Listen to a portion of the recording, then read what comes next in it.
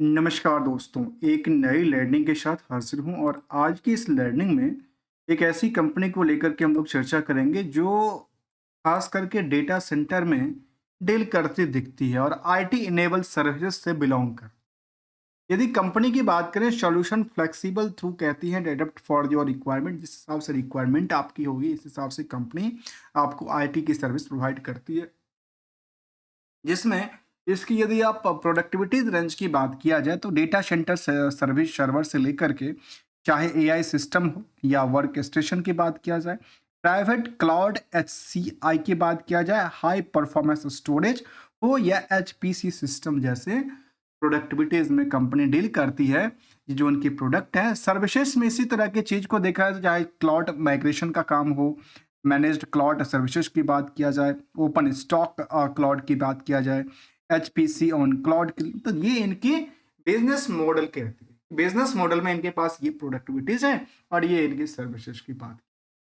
लेकिन क्या इनसे कितनी पैसे कंपनी कमाती है और उस कंपनी कमाने के ऊपर कितने पैसे को बचा पाती, ये एक सवाल है। और इसी के साथ स्टार्ट करते हैं नेट वेब टेक्नोलॉजी लिमिटेड को, जिसको हमने केवल और केवल फंडामेंटल ट्रेंड ही नहीं, हम स्टॉक मार्केट की जो मार्केट ट्रेंड है उसके लिहाज से भी कुछ कंपनी की स्टॉक परफॉर्मेंस को कंपेयर करेंगे, जिसमें कि सिलेंट्स होगा, आर सिस्टम्स होगा, डेटा मैट्रिक्स होगा और बीएससी की मेन इंडेक्सेशन पार्ट से भी कंपेयर करेंगे, जो आखिर परफॉर्मेंस लेवल कैसा आंकड़ा कहती है इनके बिजनेस मॉडल के लेवल पे। क्योंकि कोई भी कंपनी को जानने के लिए उनकी सेगमेंट वाइज जानना जरूरी है और सेगमेंट वाइज के साथ साथ सेक्टर वाइज भी जानना जरूरी है कि आखिर इसका परफॉर्मेंस लेवल उस सेक्टर में किस हिसाब से कामकाज कर रही है। अब सबसे पहला सवाल आता है कि कंपनी का बुक वैल्यू से आप देखेंगे तो मार्केट में करीब करीब 2000% से ज्यादा की मूवमेंट हो चुकी है। इंट्रिंसिक वैल्यू देखा है तो काफी अच्छी रही, लेकिन उससे भी डबल से डबल के आसपास की मार्केट क्या हो चुकी है, हाइक हो चुकी है। जबकि हायर से हायर इसके स्टॉक की प्राइस कभी 3000 हुआ करता था, वो आजकल गिर के कितना पे चल रहा है, 1630 के आसपास। ये दोनों सब, ये जो प्राइस है मार्केट को लेकर के, एक चलती बुलती प्राइस है, कभी गिरती है, कभी पड़ती है, कभी चलती है, कभी उछलती है, क्योंकि ये मार्केट की एक सेंटिमेंट के ऊपर डिपेंड करता है। कौन बेच रहा है, कौन खरीद रहा है, ये सब बात ही को छोड़ के हम आगे चलते हैं। यहाँ पे सवाल आता है, क्या इस कंपनी के जो स्टॉक पी है उसका इंडस्ट्रियल की पी से कैसा रिश्ता है। तो ये रिश्ता की बात ये कहता है कि यहाँ कंपनी कमाती है करीब 17 और 18 रुपए के आसपास, और बाकी कंपनियां जो है वहां पे 48x का भीड़ कहता है, तो यहाँ पे उसका हिसाब से डबल्स के आसपास की आंकड़ा निकल के। अब आती है डिविडेंड का कैसा ट्रैक रिकॉर्ड है, तो कहते हैं डिविडेंड पे आउट करती है। आरओई आरओसी दोनों करीब 30% से लेकर 38% की रिटर्न की बात कहती है। वहीं पे यदि रिजल्ट नहीं होगा दिसंबर का, तो debt to equity, current ratio की नंबर, और standing versus profitabilities, sales versus debtors, और हमने दो नंबर को और यहाँ पे कैलकुलेट करके लिया, और वो नंबर ये था जो क्यू और क्यू का सेल्स ग्रोथ और क्यू क्यू का प्रॉफिट ग्रोथ का आंकड़ा क्या कहती दिखती है।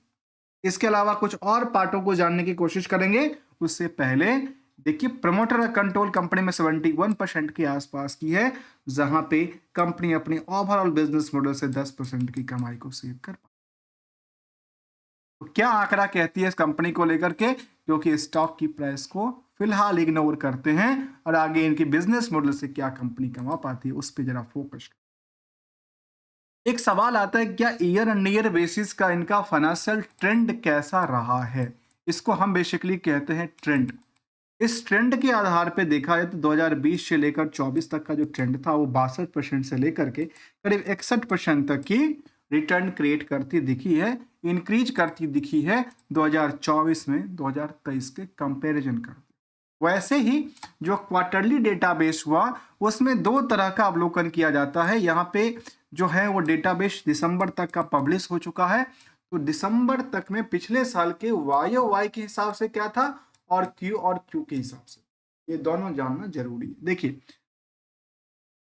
वाई ओ वाई के मुताबिक तो कंपनी ने कहा कि 31% से लेकर के 14% तक की रैली रही, लेकिन उसी तरफ हमने इसको क्यू और क्यू का डेटाबेस भी शामिल किया तो समझ में आया कि इनका क्यू और क्यू में सेल्स ग्रोथ करीब 19% रहा, तो प्रॉफिट का जो नंबर था उसमें भी करीब 18% की वृद्धि दर्ज किया।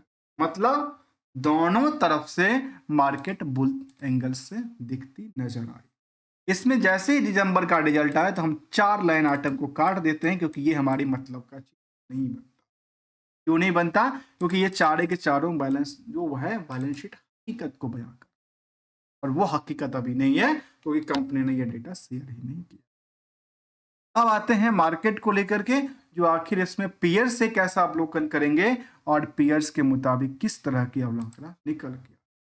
ईयर एंड ईयर बेसिस की ग्रोथ के लेवल पे देखा गया तो सेल्स लगातार बढ़ती जाती है, तो प्रॉफिट का नंबर भी ठीक ठाक दर्ज करता है। Stock price seizure on average दर्ज करती दिखी है, तो रिटर्न एंड इक्विटी इनको बिल्कुल सपोर्ट देती दिखी है। तो जब ये सब चीजें इनको सपोर्ट दे रही है, बिजनेस मॉडल ठीक चले, तो फिर मार्केट में एक गिरावट क्या हुआ? गिरावट का मतलब है सेंटीमेंट। किसका सेंटीमेंट?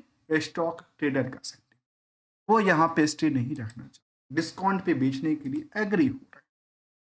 इसी लिहाज से हमने कंपैरिजन किया पीयर्स से, तो समझ में आया कि पीयर्स में हमने इन सभी डेटाबेस को लिया कि फंडामेंटल के क्या क्या ट्रेंड हो सकती है, कि आखिर क्वार्टर एंड क्वार्टर डेटाबेस के मुताबिक जो बाकी कंपनियां हैं उसका रफ्तार क्या था और इनकी रफ्तार में कितने की गैप क्रिएट करती है।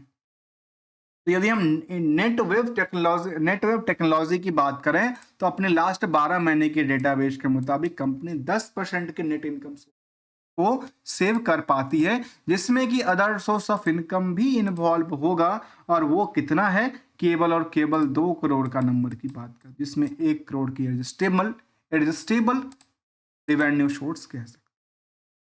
अगली बात ये शामिल करता है कि यहाँ पे 10% के अलावा जो बाकी कंपनियां हैं वहां पे रफ्तार क्या है? तो 10% के पीछे जो है अर्निंग के बेसिस पे 90x का भीड़ है।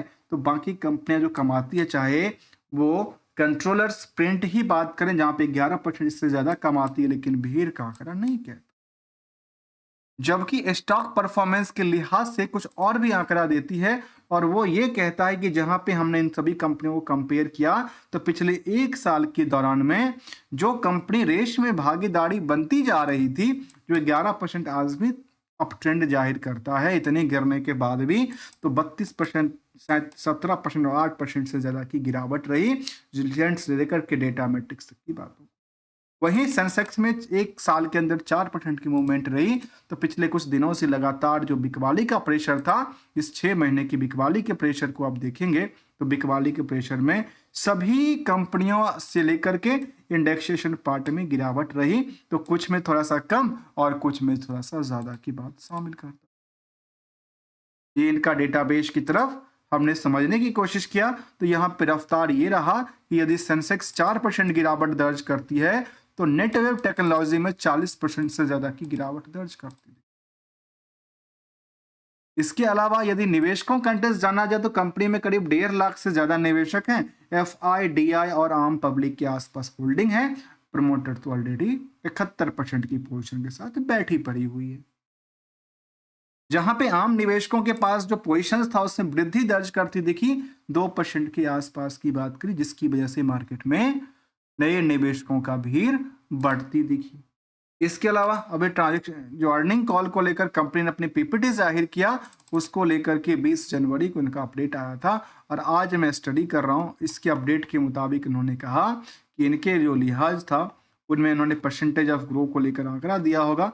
जो पीपीटी इनका दिख रहा है ट्रांजेक्शन को लेकर के, वो बहुत ज़्यादा अट्रैक्टिव नहीं करती है, और ये जो डेटाबेस है उसको लेकर शायद हमें ऐसा खुद लगता है कि शायद इसको समझना थोड़ा सा आम निवेशकों के लिए मुश्किल हो सकता है, क्योंकि यहाँ पे केवल और केवल आपस के डिस्कशन की बात भी शामिल किया गया है। इसके अलावा यदि कुछ और पार्टों को देखा जाए तो आउटकम ऑफ बिड जो इन्वेस्टर्स मीटिंग हुआ था उसके लिहाज से देखेंगे तो वो क्या कहते हैं, तो इसको लेकर अपडेट दिया था। कोई ऐसा अपडेट यहाँ पे फिलहाल दर्ज नहीं करती दिखी है। जबकि परसेंटेज वाइज यदि ग्रोथ को देखें तो यहाँ पर उन्होंने कोई भी इस तरह की कंक्लूजन वाली बात नहीं रखी।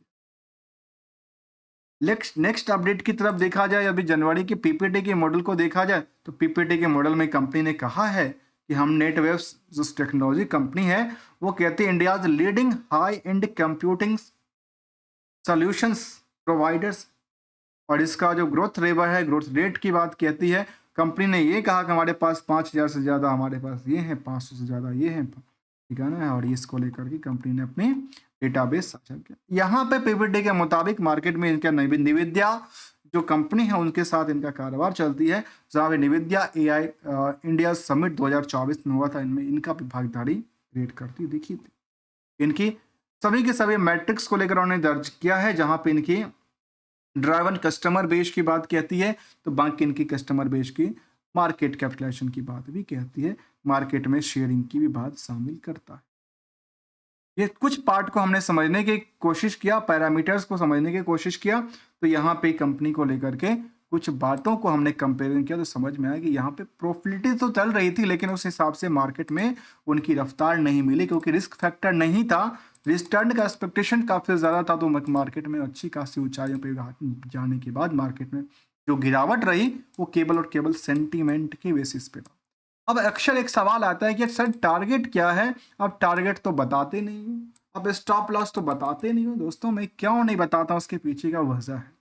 वजह ये है, जो मार्केट में आज जहां लोग खरीद और बेच के रहे हैं 10% या 20% के लोअर सर्किट पे खरीद बेच रहे हैं, वहां भी कोई ना कोई अपनी टारगेट को अचीव कर रहा है और वहां भी कोई ना कोई अपने लॉस को लेकर चल रहा है।